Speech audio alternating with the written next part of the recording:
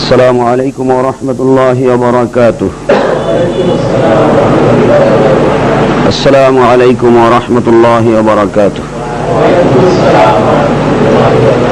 الحمد لله رب العالمين، والصلاة والسلام على أشرف الأنبياء والمرسلين، أما بعد، فأعوذ بالله من الشيطان الرجيم. بسم الله الرحمن الرحيم.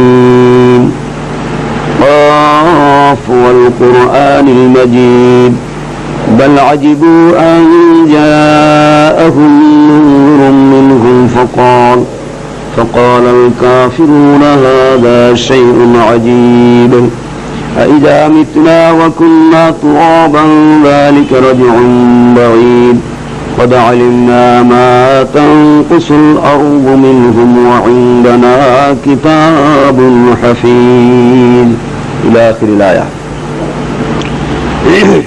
وقال تعالى في آيات أخرى: إن الذين يكفرون بالله ورسله ويريدون أن يفرقوا بين الله ورسله ويقولون نؤمن ببعض ونكفر ببعض ويريدون أن يتخذوا بين ذلك سبيلا أولئك هم الكافرون حقا وأعتدنا للكافرين عذابا مهينا.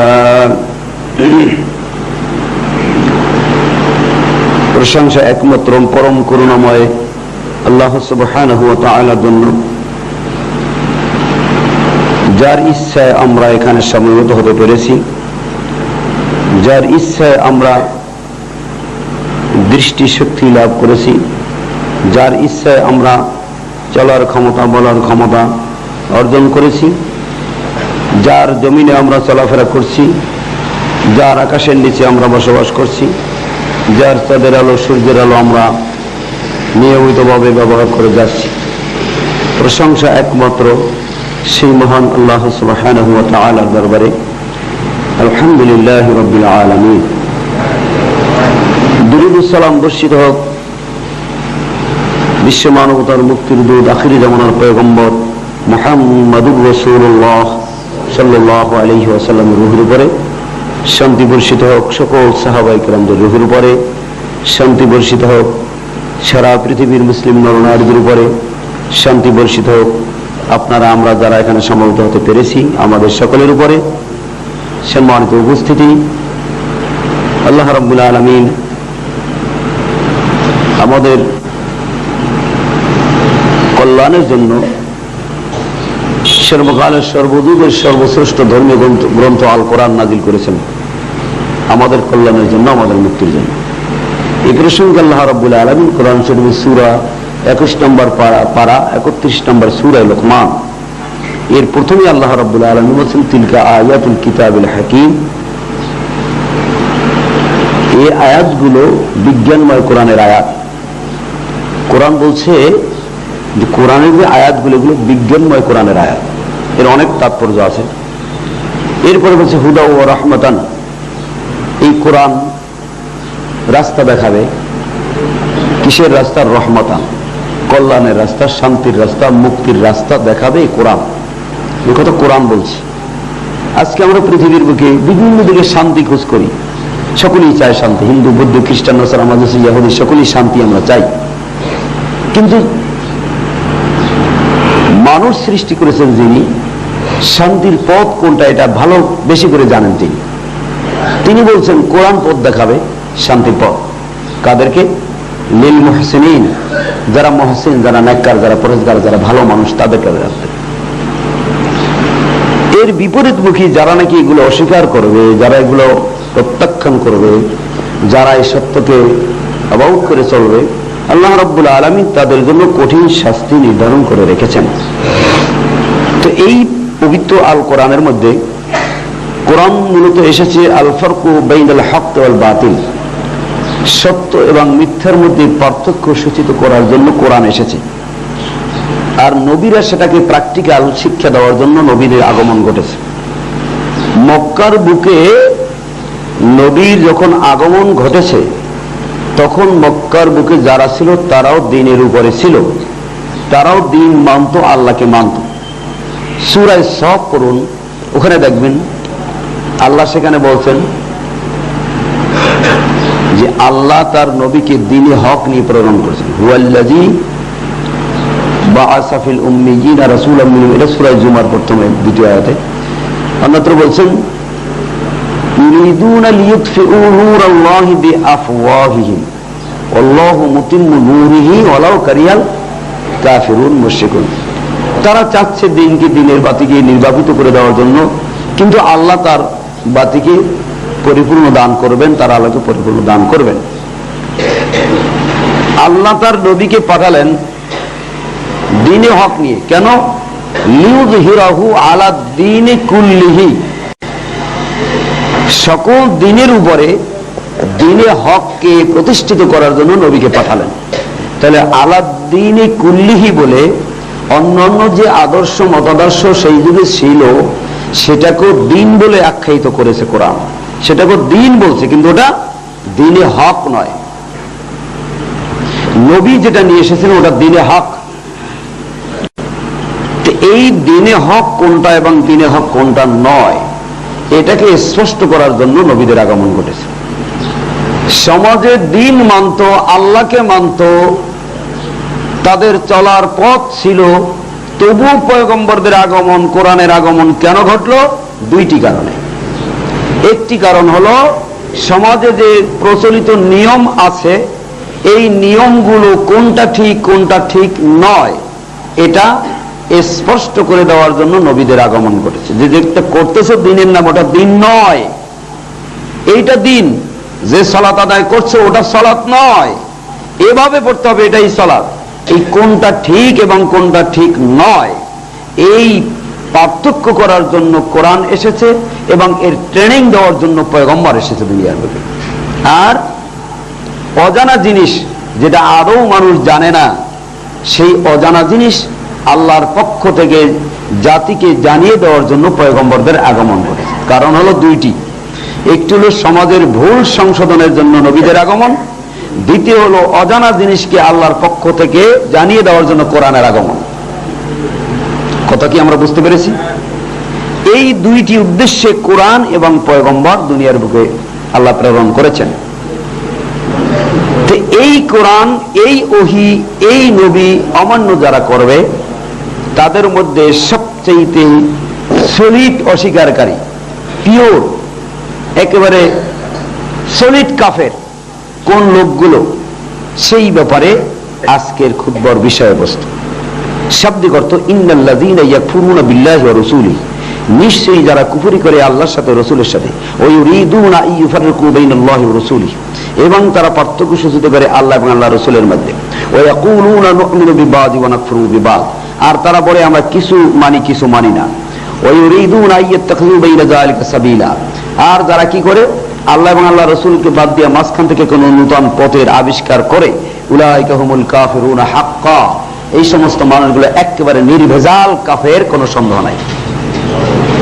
এখানে পাঁচটি বৈশিষ্ট্যের কথা বলছেন আল্লাহ, পাঁচটি বৈশিষ্ট্যের কথা বলছেন এই পাঁচটি বৈশিষ্ট্য যাদের মধ্যে থাকবে তারা একেবারে নির্ভেজাল কাফের, একেবারে সলিড কাফের, কোনো সন্দেহ নাই। আয়াত নাম্বার হলো সূরা নিসা 150 এবং 51 নম্বর আয়াত। সলিড কাফের হওয়ার জন্য, সলিড মুমিন হওয়ার জন্য যেরকম আল্লাহ শর্ত আরোপ করেছেন, সলিড মুত্তাকি হওয়ার জন্য যে বৈশিষ্ট্য আল্লাহ বর্ণনা করেছেন, সলিহীন হওয়ার জন্য যে বৈশিষ্ট্য বর্ণনা করেছেন, মুসলিম হওয়ার জন্য যে বৈশিষ্ট্য বর্ণনা করেছেন, আলাদা আলাদা বৈশিষ্ট্য আল্লাহ কোরআনে বর্ণনা করেছেন। আলহামদুলিল্লাহ, আল্লাহ পাকের দরবারে আবারও শুকরিয়া জানাই যে তিনি আমাদেরকে এত সুন্দর কোরআন দান করেছেন, যার মধ্যে আমরা স্পষ্ট সুন্দর প্রাঞ্জল ভাষায় এবং আমাদের বোধগম্য ভাষায় আমরা বুঝতে পারছি যে আল্লাহ কোন বৈশিষ্ট্য থাকলে সে মুমিন হবে, কোন বৈশিষ্ট্য থাকলে সে কাফের হবে, কোন বৈশিষ্ট্য হলে ফার্স্ট ক্লাস কাফের হবে, কোন বৈশিষ্ট্য থাকলে ফার্স্ট ক্লাস মুমিন হবে, চিফ গেস্ট হবে বেহেশতের মধ্যে। এটা আমার আল্লাহ রহমানুর রহিম গফুরুর রহিম তিনি অত্যন্ত সুন্দরভাবে বর্ণনা করে দিয়েছেন। এজন্য সেই মহান প্রভুর দরবারে শুকরিয়া জানাই আলহামদুলিল্লাহ। এক নম্বর হলো ইয়াকফুরুনা বিল্লাহি, আল্লাহর সাথে কুফরি করা। দুই নম্বরে ওয়া রাসূলিহি, রসুলের সাথে কুফরি করা। কুফর শব্দ অনেকেই আমরা অর্থ বুঝি না। এই পৃথিবীর বুকে আরবি ডিকশনারি, সবচেয়ে বড় আরবি লোগাত বা ডিকশনারি হলো লিসানুল আরব, এটা সবচেয়ে বড়। দ্বিতীয় নম্বরে আল কামুসুল মুহিত, যেটা বিশ্ববিদ্যালয়ের সিলেবাসের অন্তর্ভুক্ত। এই কামুসুল মুহিত খুলে দেখবেন কুফরুন, কাফরুন, কিফরুন একই অর্থবোধক শব্দ।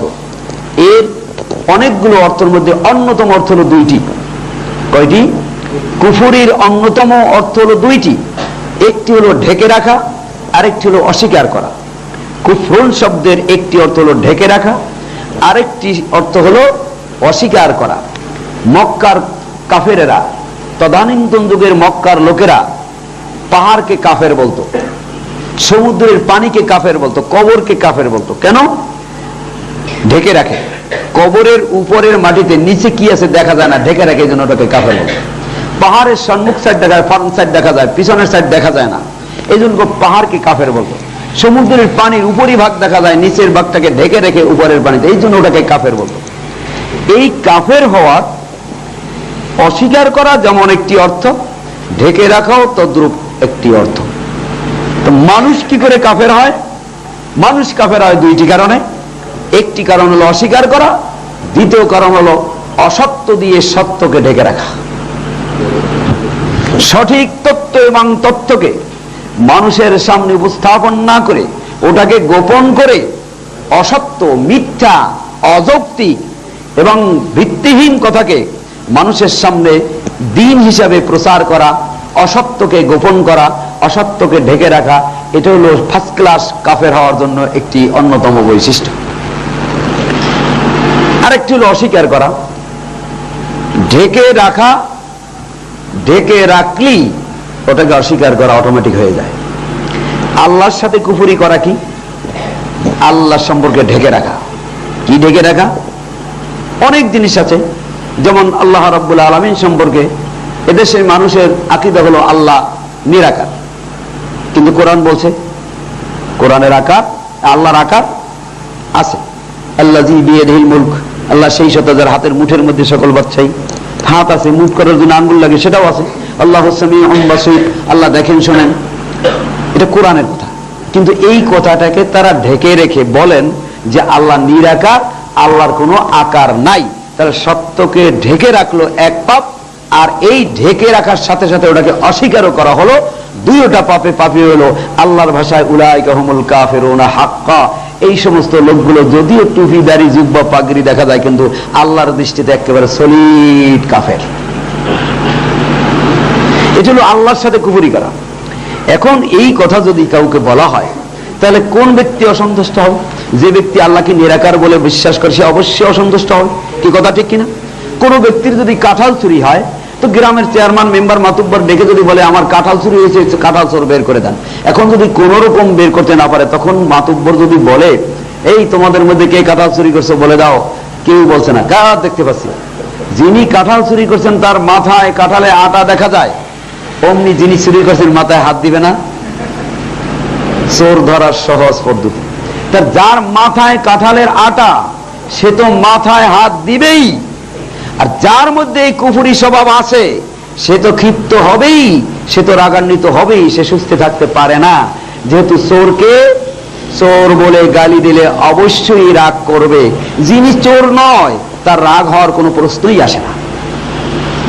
আল্লাহর সাথে কুফরি করা অনেক অর্থ আছে, তার মধ্যে একটি হলো আল্লাহ রাব্বুল আলামিন আকার আছে, আমরা বিশ্বাস করি। অনেকেই মনে করেন আল্লাহর আকার নাই। অনেকেই মনে করেন যত কল্লা তত আল্লাহ, এই বিশ্বাসে তারা বিশ্বাসী। বলে থাকেন, হাদিসে বলেন কুলুবুল মুমিনিনা আরশুল্লাহ, মুমিনদের কলব হইল আল্লাহর আরশ। আর বলেন কি মান্না গঞ্জুম দর জমিন আসেমা লেকি গঞ্জুম দর কুলুবে মুমিনা, আসমান আর জমিনের মধ্যে আল্লাহ সংকলন হয় না, সময় হয় না। আল্লাহ মুমিনদের কলবের মধ্যে বসেন। নাউযু বিল্লাহি মিন যালিক। অথচ কোরআন বলছে আর রহমানু আলাল আরশি ইস্তাওয়া, রহমান তিনি আরশে সমাসীন, তিনি বসা, চেয়ারে বসা, কুরসিতে বসা। কোরআন বলছে আর আমরা বলি না আল্লাহ সব জায়গায় বিরাজমান। তাহলে আর রহমান ওয়াল আলার আরশে ইস্তাওয়া, কোরআনের এই আয়াতটাকে মিথ্যা প্রতিপন্ন করা হয়। দ্বিতীয়ত এই আয়াতটাকে ঢেকে রাখা হয়, গোপন করা হয়, জাতির সামনে উপস্থাপন করা হয় না। আর এর বিপরীত আলাদা একটা পথ তৈরি করে সেটাকে বিশ্বাস স্থাপন করার জন্য প্রয়াস পায় একদল আলেমরা। বলে থাকেন আল্লাহ সব জায়গায় বিরাজমান। আল্লাহ যদি সব জায়গায় বিরাজমান হয়ে থাকে, তাহলে নাপাক জায়গায় কি আল্লাহ বিরাজমান? চিন্তা করেন কত বড় নেস্টি আকীদা তাদের। আল্লাহ রাব্বুল আলামিন সম্পর্কে এরকম কুফরি মতবাদ এদেশের মাটিতে রয়েছে। একদল লোকেরা বলে থাকেন যে আল্লাহ তো পারে, খাজা বাবাও পারে, আল্লাহ পারে, দয়াল বাবাও পারে, এরকম আকীদা তাদের আছে। কিন্তু আমরা তো স্বীকৃতি দিয়েছি আল্লাহই পারেন, আর কেউ। ফাআলুল লিমা ইউরিদ, তিনি যা ইচ্ছা করেন তাই তিনি পারেন, যা খুশি। এটা পারে একমাত্র কেবলমাত্র শুধুমাত্র আল্লাহ, আর কেউ পারে না। কিন্তু অনেকের আকীদা খাজা বাবাও কিছু দেখতে পায়, অথচ কোরআন বলছে ইন্দাহু মাফাতিহুল গায়ব লা ইয়ালামুহা ইল্লাহু।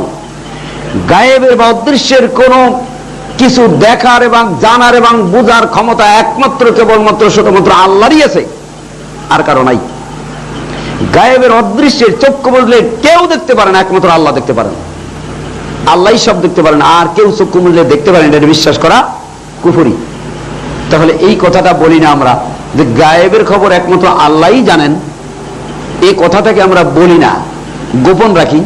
আর পীর সাহেবরাও গায়েবের খবর জানেন, অনেক আল্লাহর ওলি আছে, আল্লাহ আল্লাহ আছে, এরকম বলে। তাদের ভাষাটা নকল করছি।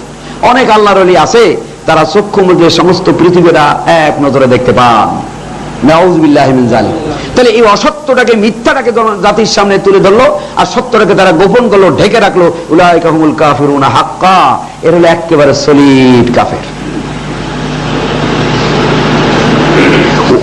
আমি যেহেতু খুতবার সময় কম, আমি সংক্ষিপ্ত আকারে এর লাস্টে একটা মেইন পয়েন্ট আছে, তার উপরে কিছু বক্তব্য রাখবো। এলো 1 নম্বর। 2 নম্বর রসুলের সাথে কুফরি করা। রসুল যা বলেন নাই, রসুল যা করেন নাই, রসুল যা সমর্থন দেন নাই, রসুল যা জীবনও চোখে দেখেন নাই, রসুল যা জীবনে কোনোদিন উল্লেখ করেন নাই, ভবিষ্যৎবাণীও দেন নাই, ওই রকম কোন কাজকে, ওই রকম কোন অদৃশ্য জিনিসকে রসুলের বলে চালিয়ে দেওয়া, এটা হলো অসত্যকে সত্য বলে সমাজে প্রচার করা।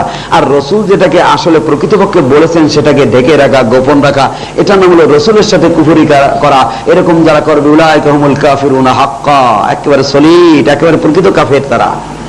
এটা কিন্তু কোনো কবির কাব্যের কথা নয়, পৃথিবীর কোনো মানুষের কথা নয়, এটা সেই আল্লাহর কথা যিনি আপনাকে আমাকে এই পৃথিবীর বুকে ধারা পৃষ্ঠে প্রেরণ করেছেন। তিনি বলছেন কোরআনের ভিতরে, পৃথিবীর বুকে কোরআনের সমতুল্য কোন ধর্মীয় গ্রন্থ অতীতে ছিল না, আজ নেই, ভবিষ্যতেও থাকবে না। এটা সকলের সর্বসম্মতিক্রমে স্বীকৃত। এটা এই কিতাবের মতো একটা অক্ষর আজ পর্যন্ত কেউ তৈরি করতে পারে নাই। এটা বৈজ্ঞানিক দৃষ্টিতেও প্রমাণিত, দার্শনিকদের দৃষ্টিতেও প্রমাণিত, এটা আলেমদের দৃষ্টিতে প্রমাণিত, বিজাতিদের দৃষ্টিতেও প্রমাণিত, আল্লাহর দৃষ্টিতে তো প্রমাণিত বটেই। অতএব সেই কোরআন বলছে একেবারে সলিড কাফের হলো তারা যারা নবীর সাথে কুফরি করে, অর্থাৎ নবীর আসল আদর্শকে অস্বীকার করে, আর এর পরিবর্তে নবীর আসল আদর্শকে গোপন রাখে, ঢেকে রাখে, জনগণের সামনে উন্মুক্ত করে না, জনগণের সামনে ঢেকে রাখে, চুপ, জনগণ যেন জানতে না পারে। তারা কি সলিড কাফের। কে বলছেন? আল্লাহ। দেখেন কি করে ঢেকে রাখে। এদেশের মাটিতে অনেক আলেম আছেন, দাহারি আলেম, বাহরুল উলুম, হাদিসের হাফেজ, হাফেজে বুখারী আছে না এরকম? দেখেন এরা এই কাজটা করে কিনা। দেখেন কোরআনের আওতায়, কোরআনের আয়াতের দৃষ্টিতে যদি আমিও বেঁধে যাই, তা আমিও সেই সলিড কাফের হব, কোনো সন্দেহ নাই। আবু জাহেল যে অপরাধের কারণে আবু জাহেল হয়েছে, সেরা কাফের হয়েছে, সেই অপরাধ যদি আমার মধ্যেও থাকে, তাহলে যে অপরাধে আবু জাহেল যে জাহান্নামে যাবে, আমিও সেই একই অপরাধের কারণে ওই একই জাহান্নামে যাবে। এটাই যুক্তিসঙ্গত কথা। তাহলে আল্লাহ পাক বলছেন যারা নাকি গোপন রাখে, রসুলের কোন আদর্শকে গোপন রাখে, তাহলে তারা সলিড কাফের। লক্ষ্য করে দেখুন, আপনারা দেখতে পারবেন আমরা কোনো চোর নই, আমরা কোনো ডাকাত নই, আমরা কোনো সন্ত্রাসী নই। আল্লাহ আমাদেরকে দিয়ে যতটুকু ইচ্ছা করেন সত্য কথা বলার ততটুকু বলে থাকি, এতটুকুই আমাদের অপরাধ। কিন্তু আমরা বাজে কোনো কথা বলি না এবং সেটাকে গ্রহণ করি না, এটাই আমাদের অপরাধ। আর সবথেকে বড় অপরাধ হলো সত্য কোনটা, মিথ্যা কোনটা, হক কোনটা, বাতিল কোনটা, হালাল কোনটা, হারাম কোনটা, সহিহ কোনটা, জয়ীফ কোনটা, এটা পার্থক্য করে আমরা দেই। এটা হলো আমাদের সবথেকে বড় অপরাধ। বাংলার মাটিতে আহলে হাদিসদের সবথেকে বড় অপরাধ, বাংলার মাটিতে সবথেকে বড় অপরাধ আহলে হাদিসদের, সেটা হলো কোনটা হক কোনটা বাতিল, কোনটা জায়েজ কোনটা না জায়েজ, কোনটা সহিহ কোনটা জয়ীফ, এইটা আলাদা করে দেই। এটাই হলো সবথেকে বড় অপরাধ। দেখেন তারা বলে থাকেন, কিভাবে গোপন করে দেখেন। মুসলিম শরীফ 181 পৃষ্ঠা 7 নম্বর লাইনের নিচে আল্লাহর নবী একটি হাদিস, ইমাম মুসলিম অধ্যায়টা এনেছেন বাবুল আমর বিসসুকুন ফিস সালাত ওয়ান নাহই আনিল ইশারাতি বিল ইয়াদি রাফিআ ইনদা সালাম। সালামের সময় হাত উঁচু না করার অধ্যায়, এটা হলো ইমাম মুসলিম অধ্যায় এনেছেন। এই অধ্যায়ের নামটা ওই হাফেজে বুখারীরা উল্লেখ করেন না, যেহেতু এটা যদি উল্লেখ করে তাহলে তাদের মাযহাব ঠিক থাকে না। যেহেতু এটা হলো সালামের সময় হাত উঁচু না করার অধ্যায়, তো জনগণ বুঝে ফেলাইবে এটা কি বলতেছে, এটা তো সালামের সময়ের কথা, তো রফিদান করার সময় না, বুঝে ফেলবে। এই জন্য এটা গোপন রাখে, ডেকে রাখে। এই অধ্যায় 3টি হাদিস এসেছে, একই রাবী জাবের বিন সামুরা রাদিয়াল্লাহু তাআলা থেকে বর্ণিত। হাদাসানা আবু বকর বিন আবি শাইবা قال حدثنا وكيع عن الأعمش عن مسيب بن رافع عن تميم بن طرفة عن جابر بن سمورة رضي الله تعالى عنه قال خرج علينا رسول الله صلى الله عليه وسلم فقال ما لي أراكم رفيع أيديكم كأنها أذناب خيل شمس اسكنوا في الصلاة। জাবের বিন সামুরা রাদিয়াল্লাহু তাআলা বর্ণনা করছেন যে আল্লাহ নবী আমাদের কাছে আসলেন, এসে বললেন তোমাদের কি হলো, ঘোড়ার লাজের মতো উদ্বস্ত, ঘোড়ার লাজের মতো হাত উঠাও কেন? আসসালামু আলাইকুম, হাত দিয়ে এরকম করতাম। ফানাজারা ইলাইনা রাসূলুল্লাহ সাল্লাল্লাহু আলাইহি ওয়াসাল্লাম, রাসূল আমাদের দিকে তাকাইলেন। ফাকালা মা লি আরাকুম রাফিআ আইদিকুম কান্না হাজনাবু খাইলিন শামসুম, তোমাদের কি হলো, ঘোড়ার লাজের মতো তোমরা হাত উত্তোলন করো। শোনো, ইজা সাল্লামা আহাদুকুম, তোমাদের মধ্যে যখন কেউ সালাম ফিরাবে, ফালিয়ালতাফিত ইলা সাহিবিহি, সেজন্য তার পাশের ভাইয়ের দিকে ইলতিফাত করে তাকায়, ওয়ালা ইউমি বিয়াদি, সেজন্য হাত দিয়ে সালাম না দেয়। আগের হাদিসটা পড়লে বোঝা যায় নামাজের মধ্যে এটা করা যাবে না। পরের দুটো হাদিসে বোঝা গেল এটা করা যাবে না কখন? সালামের সময়, দাঁড়ানোর সময় নয়। পরের হাদিস দুইটা গোপন রাখি এই জন্য, পরের হাদিসটিকে যদি দুইটা যদি জেনে যায় সবাই, তাহলে বুঝবে এটা তো দাঁড়ানোর সময় রফিলে জেনে করার কথা না, এটা তো সালামের সময়। এই জন্য এই দুইটাকে গোপন রাখে। আর যারা গোপন রাখবে, কুফরুন শব্দের অর্থ হলো গোপন রাখা, উলাইকা হুমুল কাফিরুনা হাক্কা, এই সমস্ত লোকের হলো সলিড কাফের। এই কাফের কিন্তু নামাজি কাফের, এই কাফের কিন্তু দাড়িওয়ালা কাফের, এই কাফের কিন্তু টুপিওয়ালা কাফের, এই কাফের কিন্তু হাদিসের হাফেজের কাফের। কথা ঠিক কিনা? সম্মানিত উপস্থিতি, লিখে নিতে পারেন। আমি যে কথাটা বললাম এটা ইসলামিক ফাউন্ডেশন, মুসলিম শরীফ, 2য় খণ্ড, 210 নম্বর পৃষ্ঠা, 851, 52, 53 নম্বর হাদিসে পাবেন। খুলে দেখবেন, আপনি দেখবেন ওখানে লেখা কি আর এরা বলে কি। এই হাদিস দিয়েই তারা বলে যে আল্লাহর নবী ঘোড়ার লাজের মতো হাত উত্তোলন করতে নিষেধ করেছেন, আর তোমরা আহলে হাদিসরা তারা ঘোড়ার লাজের মতো বারবার হাত উঠাও, আর আমাদেরকে গালি দেয়। কথা ঠিক কিনা? আমাদেরকে গালি দেয় না? এরা আহলে হাদিস, এরা কিচ্ছু জানে না, এদের আলেম নাই, এদের কিচ্ছু নাই, এরকম বলে কিনা? ভাই আমার হাজারো বার বলেন, আমরা তাতে খুশি, আলহামদুলিল্লাহ। আর কাউকে বলবো না, আমাকে যদি এরকম কথা কেউ বলে আমি অত্যন্ত খুশি হব, যেহেতু এর মধ্যে একটা বেনিফিট আছে। তার কি? আমাকে যদি কেউ মাওলানা, মুফতি, কম্পিউটার এই সেই বলে, তার মধ্যে ক্ষতি আছে। আর আমাকে যত খারাপ বলবে তার মধ্যে লাভ আছে। যেহেতু আমাকে যত খারাপ বলবে, আমি আল্লাহর কাছে তত মর্যাদা বেশি হবে আমার। আর আমার প্রশংসা যত করবে, ওই লোকটা তো মুশরিক হবেই হবে, আর আমিও মুশরিক হব। আমার প্রশংসা করলো অথচ আমি বাধা দিলাম না। নবী বলছেন যদি কেউ তোমার প্রশংসা করে তার মুখে মাটি মারো। অথচ আমাদের দেশে অনেক আহলে হাদিসের আলেম দাবি করে, অথচ নিজেকে মুফতি বলে, নিজেকে মাওলানা বলে, নিজেকে এই বলে সেই বলে, অথচ এর কোনো প্রতিবাদ নাই। নিজে কোনো বলে না, প্রতিবাদ করা, আর ব্যাঙের মতো বেলুনের মতো ফুলতে থাকে প্রশংসায়। কথা ঠিক কিনা? সম্মানিত উপস্থিতি, তাহলে যারা গোপন করে তারা সলিড কাফের। আল্লাহর নবীর হোক অথবা রসুল কোরআনের হোক, নবীর কোন আদর্শকে যদি কেউ গোপন করে, মিশকাতের 210 নম্বর হাদিস পড়ে দেখবেন, আল্লাহর নবী বলছেন মান সুইলা ইলমান আলিমাহু, কোন ব্যক্তি কোন জিনিস সম্পর্কে জিজ্ঞেস করলো যা সে জানে, সুম্মা কাতামাহু, এরপর সে গোপন রাখলো, বললো না, বলে না, বললে চাকরি থাকে না, ভয়তে বলে না। অথবা বলতে গেলে এতদিন বলছি একটা, এখন যদি আমার মুখ থেকে আর একটা বলি তাহলে সমাজে আমার প্রেস্টিজ হ্যাম্পার হয়ে যাবে, এই জন্য বলে না।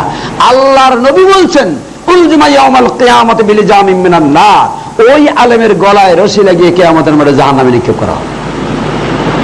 এবং কোরআন বলছে সূরা বাকারা 42তম আয়াত, ওয়ালা তালবিসুল হাক্কা বিল বাতিল, সত্যের সাথে মিথ্যার সংমিশ্রণ করে কথা বলো না, সত্যের সাথে মিথ্যার সংমিশ্রণ করো না, সহির সাথে জয়ীব মিলিয়ে কথা বলো না, হালালের সাথে হারাম মিলিয়ে কথা বলো না, বাতিলের সাথে হকের সংমিশ্রণ করে কথা বলো না। খবরদার, হক হক হিসাবে চিহ্নিত করবে, মিথ্যা মিথ্যা হিসাবে চিহ্নিত করবে, এটাই তোমার দায়িত্ব। তোমার এমন কেবদারি করার দায়িত্ব তোমাকে দেওয়া হয় নাই, যেটা আল্লাহ হালাল করে না সেটাকে তুমি হালাল বলবে, যেটা আল্লাহ হারাম বলে না সেটাকে তুমি হারাম বলবে। এই অধিকার it is not fitting for a believer man or Oman when a matter has been decided by Allah and is able to have any option about that decision, he is indeed on a clearly wrong path. وما كان لمؤمن ولا مؤمنة إذا قضى الله ورسوله أمرا। সূরা আহজাব 36 নম্বর আয়াত, আল্লাহ বলছেন আমি আমার নবীর মাধ্যমে যা decision দিয়েছি এর ব্যতিক্রম করার কোন অধিকার কোন ম্যান কোন ওমানকে দেওয়া হয় নাই। পৃথিবীর এমন কোন ব্যক্তিকে এই অধিকার দেওয়া হয় নাই যে ইসলামের মধ্যে কেউ একটু বাড়াবে অথবা কমাবে। তার অর্থই হলো যে আল্লাহর ভুল ধরা। এই জন্য পৃথিবীর বুকে কেউ মুক্তি হতে পারে না, কেউ মুক্তি হওয়ার যোগ্য না, কোনো মানুষের নামে মুক্তি শব্দ আসতে পারে না। যদি এটা জায়েজ হতো নবীর নামের সাথে হতো। মুক্তি হলো একমাত্র আল্লাহ, ফতোয়া দেওয়ার অধিকার একমাত্র আল্লাহ, কোনটা হালাল কোনটা হারাম কোনটা সত্য কোনটা মিথ্যা এটা একমাত্র বলে দিয়েছেন আল্লাহ। অর্থাৎ মুক্তি একমাত্র আল্লাহ, মানুষ মুক্তি হতে পারে না। মুক্তি তখনই হওয়া যায় আল্লাহর যদি ভুল ধরা যায়, তাহলে মুক্তি হওয়া যায় যে আল্লাহ এটা ভুল বলছেন, এটা ঠিক না, আমি ফতোয়া দিলাম এটা ঠিক। অতএব মানুষের ভুল ধরার কোনো অধিকার নাই, মুক্তি একমাত্র কে? আল্লাহ।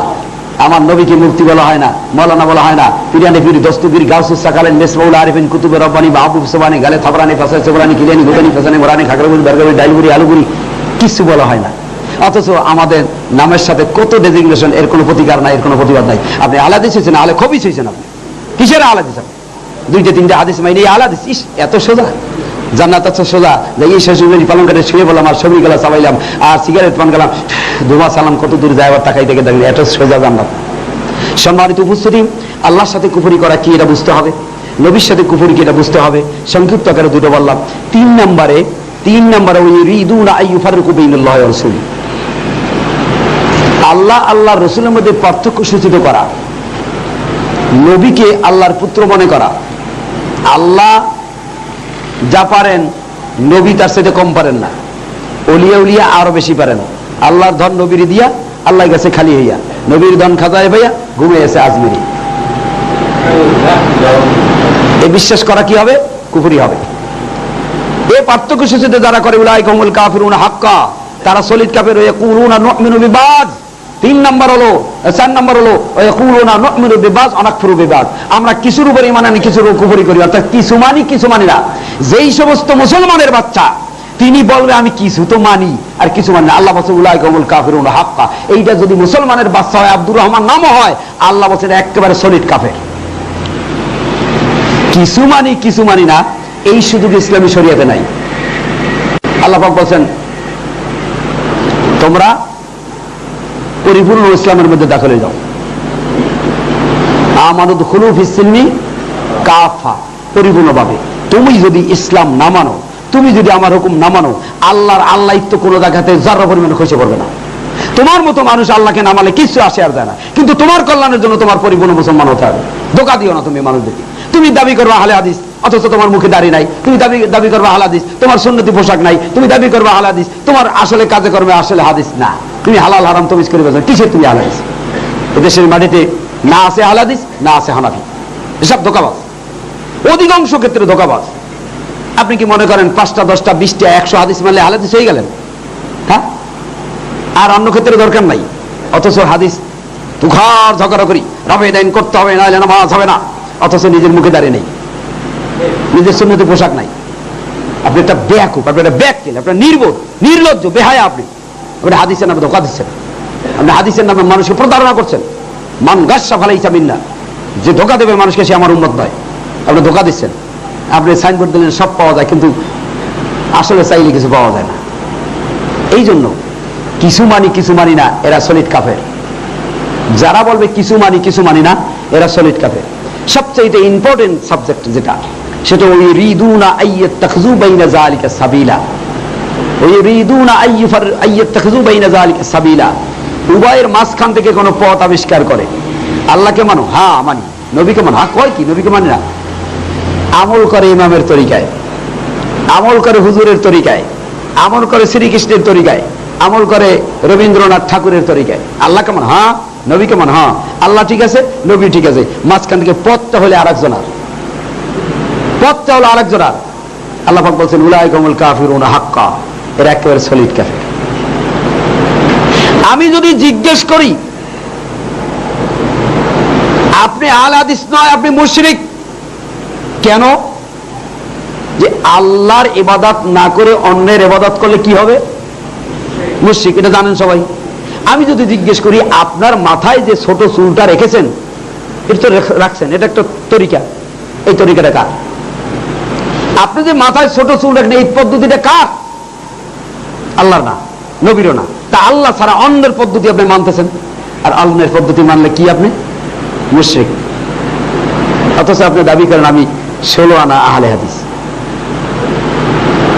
আল্লাহ ছাড়া অন্যের পদ্ধতি গ্রহণ করা, যেহেতু মুসলমানদের কোন পদ্ধতি ইবাদত ছাড়া নয়, আমা খালাকতুল জিন্না ওয়াল ইনসা ইল্লা লিয়াবুদুন, ইবাদত ছাড়া অন্য কোন উদ্দেশ্য আল্লাহ সৃষ্টি করেন নাই। প্রত্যেকটা কাজ মুসলমানদের ইবাদত হবে, তাহলে সে ব্যক্তি আহলে হাদিস দাবি করতে পারে। আপনার দেখা গেল 16 আনার 12 আনা নাই, 4 আনা আছে, আর আপনি দাবি করছেন পাক্কা ইমানদার। আপনি যদি 16 আনা হাদিস না মেনে 4 আনা হাদিস মেরে যদি আপনি আহলে হাদিস হতে পারেন, তাহলে 4 মাযহাবের লোকেরা 3 মাযহাব বাদ দিয়ে 1 মাযহাব মানলে তারাও মুসলমান। তাহলে সে অপরাধ করছে কি? আপনি যেই ভুল করেন অন্য তাই ভুল করলেন। আপনি বলবেন নাভির নিচে হাত বাঁধতে হবে, এই বুকের উপরে হাত বাঁধতে হবে, তা নামাজ হবে না। আমি বলবো আপনি পায়ের গিটের সাথে গিটে মিলাইলে না, আঙ্গুলের সাথে আঙ্গুল মিলে না, আপনারও নামাজ হবে না। উনি যেমন একটা ভুল করলো, তাই তারকে হানেফি বলে গালি দেই, আপনি একটা ভুল করছেন, আপনাকেও তদ্রুপ বেদাতি বলে গালি দেওয়া যাবে। এই জন্য ইয়াত্তাখিযু বাইনা যালিকা সাবিলা, উভয়ের মাঝখান থেকে কোনো পথ আবিষ্কার করে সেই পথ অবলম্বন করে যদি কেউ চলে, তাহলে সেই ব্যক্তি সলিড কাফের। সেই ব্যক্তি কি? সেই পথটা কি? যে পথ সম্পর্কে কোরআনে নাই, সহিহ মারফু ও মুত্তাসিল হাদিসে নাই, আল্লাহও বলেন নাই, নবীও বলেন নাই, এমন কোন পথ যদি আপনি আবিষ্কার করে মানেন, তাহলে আপনি কি? সলিড কাফের। আপনি কি? কে বলছে? কোরআন বলছে, আল্লাহ বলছে। এমন কোন পথ যে পথ সম্পর্কে আল্লাহও জানেন না, নবীও জানেন না, কোরআনেও নাই, হাদিসেও নাই। আপনি যে সালাতটা আদায় করছেন, নামাজ পড়ছেন, ওই নামাজ আল্লাহও জানেন না, নবীও জানেন না, আপনি পড়তেছেন কোন ইমামের তরিকায়। এবার আপনি বলুন আপনি কি? কোরআনের আয়াতের দৃষ্টিতে আপনি কি? আল্লাহর নবীর মৃত্যু হলো 10 হিজরির শেষে, 11 হিজরির প্রথমে, আর মাযহাব তৈরি হলো 400 হিজরির পরে, নবীর মৃত্যুর 390 বছর পরে। সম্মানিত উপস্থিতি, সম্মানিত সুধীবৃন্দ, আল্লাহ বিবেক দিয়েছে বিবেচনা করার জন্য। যেই বিবেক বিবেচনা করতে পারে, বিবেচনা করার পরে সে সত্যকে সত্য বলে গ্রহণ করে না, আর অসত্যকে অসত্য বলে প্রত্যাখ্যান করে না, কোরআন বলছে ওই বিবেকবান ব্যক্তি শুয়োর কুকুরের চাইতে খারাপ। সূরা আরাফ 179 নম্বর আয়াত, লাহুম কুলুবুল লা ইয়াফকাহুনা বিহা, যাদেরকে বিবেক দিয়েছি, ভালো মন্দ বোঝার মতো জ্ঞান আছে, এই বুঝ শক্তিটুকু যাকে দিয়েছি, বুঝানোর পরে বোঝার পরও সত্যকে যে ব্যক্তি সত্য হিসেবে গ্রহণ করে না, আর অসত্যকে অসত্য জানার পরও যে ব্যক্তি বর্জন করে না, উলাইকা কাল আনআমি বাল হুম আযাল, এই সমস্ত মানুষগুলো চতুষ্পদ জানোয়ারের চাইতে নিকৃষ্ট। কোরআন বলছে, আল্লাহ বলছে। আপনি বিবেক দিয়েছে আল্লাহ, একটু বিবেচনা করুন। আপনি হজ করতে, আপনি বিবেকের কাছে জিজ্ঞেস করেন, বিবেক তোর কাছে আমি প্রশ্ন করছি, আলেম ওলামা সব বাদ, হাদিস কোরআন বাদ, বিবেক তোর কাছে আমি জিজ্ঞেস করছি, তুই উত্তর দিবি এবার। আপনি যেই হন না কেন বিবেকের কাছে জিজ্ঞেস করুন যে হে বিবেক, মক্কায় গেলাম বাইতুল্লাহ শরীফে, বাইতুল্লাহ শরীফে যদি এখন পৃথিবীর বুকে নবী জীবিত থাকতো, আল্লাহর নবী ওই মসজিদে ইমামতি করতেন, কথা ঠিক কিনা? ওই নবীর জায়গায় তিনি ইমামতি করেন, ওখানে দেখে আসলাম ইমাম সাহেব বুকে হাত বাঁধেন, জোরে আমিন বলেন, রাফুল ইয়াদাইন 3 বার করেন, ওখানে দেখে আসলাম আর আমার দেশে এসে দেখি বাইতুল মুকাররমের ইমাম পায়খানার টাঙ্কির নিচে হাত বাঁধেন, রাহুলে দেন, একবার করেন। বিবেক, তুই এবার উত্তর দে কোনটা ঠিক। বিবেক, তোর বিবেচনা আছে, উত্তর দে। বাইতুল্লাহ শরীফে জিবরিল আমিন নবীকে নামাজ শিক্ষা দিয়েছেন, আর নবী সাহাবীদেরকে শিখিয়ে দিয়েছেন। বাইতুল মুকাররমে নবী জীবনেও আসেন নাই। এবার বিবেক, তুমি বলো কোনটা ঠিক। বিবেক কি উত্তর দিবে? বিবেক একটা উত্তর দিবে যে নবী যেইখানে এসে নামাজ শিক্ষা দিয়েছেন, পৃথিবীর কেন্দ্রস্থল, ওই জায়গার নামাজের বুকে হাত বান্ধা, আর আমার বাইতুল মুকাররমের মসজিদে ইমাম সাহেবের নিচে হাত বান্ধা, অবশ্যই নবী যেটা শিখিয়েছেন ওইটাই ঠিক হবে। বিবেক সাক্ষ্য দিবে, কথা ঠিক। এই সাক্ষ্য দেওয়ার পরও যদি আপনি বলেন যে বাপদা তারা কি বুঝে নাই, এত বড় বড় আলেম তারা কি বুঝে নাই, এত মানুষ কি ভুল করে, তা আপনিও সেই কাফের। মক্কার আবু জাহেল ছিল যেই কাফের। তার কারণ মক্কা আবু জাহেল এই 4 কারণে কাফের হয়েছে। আবু জাহেল 4 কারণে কাফের হয়েছে, 4টার ব্যাপারে দলিল আছে কোরআনে। যখন নবী হক কথা বলতে লাগলেন, তখন মক্কার নেতারা বলতে লাগলেন, আমরা বুঝি নাই, আমরা লেখাপড়া করি নাই। কোরআনের সূরা কাসাসের 50 নম্বর আয়াত নাযিল হলো, ওমান আযাল্লু মিম্মান ইত্তাবা হাওয়াহু বিগাইরি হুদাম মিনাল্লাহ। ওই ব্যক্তির চাইতে গোমরা কে হতে পারে যে নিজের মতকে প্রাধান্য দেয় যে আমি কি কিছু বুঝি না। এটা হলো গোমরা। এই আয়াত যখন নাযিল হলো, আবার চাক্কা ঘুরিয়ে বলো যে বাপদা তারা কি কিছু বুঝে নাই। সূরা বাকারার 170 নম্বর আয়াত দিয়ে যখন ধমক দিয়েছে, তখন আবার চাক্কা ঘুরিয়ে বললো যে বুঝলাম বাপদা তারা ভুল করছে। এত মানুষই কি ভুল করে? সূরা আনামের 59 কি বলে, সূরা আনামের 116 নম্বর আয়াত, ওয়াইন তুতি আকসারা মান ফিল আরদি ইউদিল্লুকা আন সাবিলিল্লাহ। এই আয়াত যখন নাযিল হলো, তখন আবার বলো হ্যাঁ বুঝলাম বেশিরভাগ মানুষে ভুল করে। এত বড় বড় আলেম কি ভুল করে? সূরা তাওবার 34 নম্বর আয়াত নাযিল হয়ে যখন ধমক দিয়েছে, তখন চুপ হয়েছে। এই 4টি কথা, আমি কি কিছু বুঝি না, বাপদা তারা কি কিছু বোঝে নাই, এত মানুষ কি ভুল করে, এত বড় বড় আলেমকে ভুল করে, মক্কার কাফেরেরা কাফের হয়েছে এই 4টি কারণে। এই 4 কথার কারণে তারা কাফের হয়েছে। কাফের বলতে আলাদা কোনো জানোয়ার সমাজে বাস করে না। এই কথাগুলোর কারণে তারা কাফের হয়েছে। আপনিও যদি বিবেক সাক্ষ্য দিলে, হ্যাঁ নবী যেই মসজিদে নামাজ পড়েছেন, ওই মসজিদে নামাজ বুকে হাত বান্ধা, আর আমার বাংলাদেশের বাইতুল মুকাররমের মসজিদে নাবি নিসাদ বান্ধা, এটা ঠিক হইতে পারে না। যেহেতু এই মসজিদে নবী জীবন এসে নামাজ শিক্ষা দেয় না, বিবেক সাক্ষী দিল। বিবেক সাক্ষ্য দিল হ্যাঁ ওটাই ঠিক হওয়া উচিত। আরো সাক্ষ্য দিল, বিবেক তুই বল, এই বাইতুল মুকাররমের ইমাম সাহেব হজ করতে কি মক্কায় যায় না গয়া কাশি যায়? মক্কায় যায়। তো বাইতুল মুকাররমের ইমাম সাহেবের নামাজটা যদি সঠিক হইতো, তাহলে মক্কার ইমাম সাহেবকে যে ভুল ধরাই দিল না। কারণ ইমাম সাহেব হেডকোয়ার্টারে বসে এই আকাম করে না, হাত নামান, পায়খানার টাঙ্কি নিচে নামান, একদিনও তো ইমাম সাহেব ওখানে যাই বলতে পারে নাই। বিবেক তুই এবার বল, তুই এবার বল, কাবার ইমামের পাশে, কাবার ইমামের পিছনে বাইতুল মুকাররমের ইমাম নামাজ পড়ে, না বাইতুল মুকাররমের ইমামের পিছনে কাবার ইমাম নামাজ পড়ে? তুই এবার বল। যদি বাইতুল্লাহর ইমামের ভুল হতো, তাহলে এই বাইতুল মুকাররমের ইমাম সাহেব যে ভুল ধরাই দিত। আজ পর্যন্ত কোন পীর বুজুর্গ আউলিয়া দরবেশ ওই মক্কার ইমাম সাহেবরা যাই বলতে সাহস পায় না যে হুজুর ভুল করেন না। ওখান থেকে চোরের মতো গো ব্যাক। কি কথা ঠিক না? এবার বিবেকের কাছে বলেন, বিবেক তুই বল এবার কোনটা ঠিক। হুজুরদের কথা মানি না, হুজুরদের তাল ঠিক নেই। এক হুজুর গায়ে একটা, আরেক হুজুর গায়ে আরেকটা, এক হুজুর গায়ে এই, আরেক হুজুর গায়ে, মানি না কোন হুজুর। বিবেক তুই বল। বিবেকের সাক্ষ্য দিবে যে হ্যাঁ ওটাই ঠিক। এরপরেও যদি আপনি এই সত্যকে গ্রহণ না করে, এরপরেও যদি বলেন ঠিক তো, তবে মানছে করিব কি, তো ঠিক বুঝলাম, কিন্তু সব মসজিদে এইটা করতে গেলে তো ফিতনার সিস্টেম। ঠিক তো বুঝলাম, এটা ঠিক, হাদিসেও দেখি, বুখারীতেও দেখি, সবই ঠিক আছে। সবচেয়ে বড় ইমাম আবু হানিফা সে ওইটা করছে, সবচেয়ে বড় মুহাদ্দিস ইমাম বুখারী সে ওইটা করছে, সবচেয়ে বড় পীর আব্দুল কাদের সে ওইটা করছে, সবচেয়ে বড় নবী মুহাম্মদ সাল্লাল্লাহু আলাইহি ওয়াসাল্লাম সে ওইটা করছে। এর প্রমাণ আছে আমাদের প্রত্যেকটার। সবাই যখন এইটা করছে, সবাই যখন এইটা করছে, তাহলে সেই বড়গুলো তোমার মনে আসলে তোমার বিবেক সাক্ষ্য দেবে। বিবেক অবশ্যই সাক্ষ্য দেবে যে কোনটা ঠিক। এই সাক্ষ্য দেওয়ার পরেও যদি আপনি অন্যটা করেন, আল্লাহ তাকে গালি দিয়ে বলছেন উলাইকা কাল আনআমি বাল হুম আযাল। এই মানুষগুলো শুয়োর কুত্তার চাইতে খারাপ। তার কারণ শুয়োর কুত্তা কোনোদিন ওয়াজ বোঝে না। ওরা হালাল কোনটা হারাম কোনটা এটা বোঝে না। হালাল কোনটা হারাম কোনটা সহিহ কোনটা জয়ীফ কোনটা এটা শুয়োর কুকুরে বোঝে না। এই জন্য শুয়োর কুকুর ওর চাইতে ভালো। ওরা শুয়োর কুকুরে নামাজ রোজা করে না, না বুঝা। আর এই মানুষগুলা বুঝে, বিবেক দিয়েছি, এত হাদিস কোরআন দিয়ে দেখায়, দেখি, বুঝি, জানি, তবু আমি করি না। এই জন্য আল্লাহ পাক রাগ হইয়া তাদেরকে শুয়োর কুকুরের চেয়ে খারাপ বলে গালি দিয়েছে। সম্মানিত উপস্থিতি, নবীর মৃত্যুর 390 বছর পরে মাযহাব তৈরি হলো। এইটা কি করে ফরজ হয়? বিবেকের কাছে একটু জিজ্ঞেস করলো, বিবেক একটু বলতো,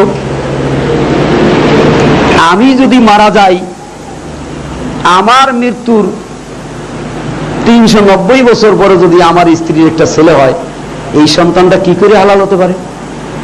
বিবেকের কাছে জিজ্ঞেস করেন, হালাল হতে পারে?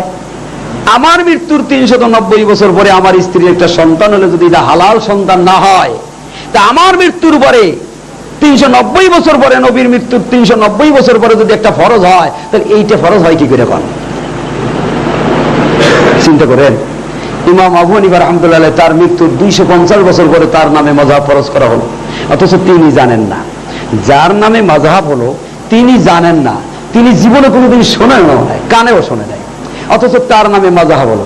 ব্যাপারটা সেরকম না? আমি মরে গেলাম, আমার মৃত্যুর 250 বছর পরে আমার স্ত্রী একটা সন্তান হলো, কিয়ামতের মাঠে আপনি বলবেন যে আল্লাহ, এই সন্তানের বাবা আমি না, আমি মরছি 250 বছর আগে, এর খবর তো আমি জানি না, আমার সন্তান হবে কি করে? সবাই দেখবে আসলে তো যুক্তিসঙ্গত কথা।